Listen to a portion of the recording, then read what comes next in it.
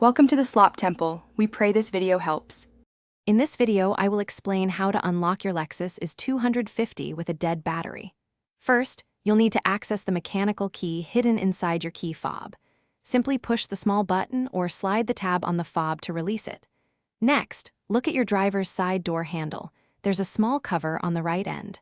Gently pry this cover off to reveal the keyhole. Insert the mechanical key and turn it to unlock your door, gaining entry to your vehicle.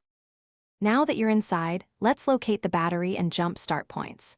For many Lexus IS250 models, the main 12-volt battery is conveniently located in the trunk.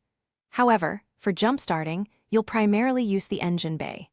Pop the hood and look for a red cap, which covers the positive jump start terminal. For the negative connection, find a sturdy, unpainted metal part of the engine block or chassis to use as a ground point. Connecting jumper cables correctly is crucial for safety.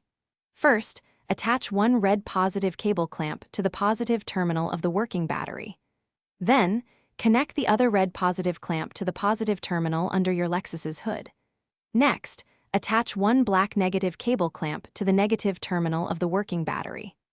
Finally, connect the other black negative clamp to a clean, unpainted metal ground point on your Lexus's engine or chassis, away from the battery.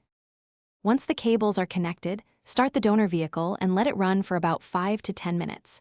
This allows some charge to transfer to your Lexus's battery.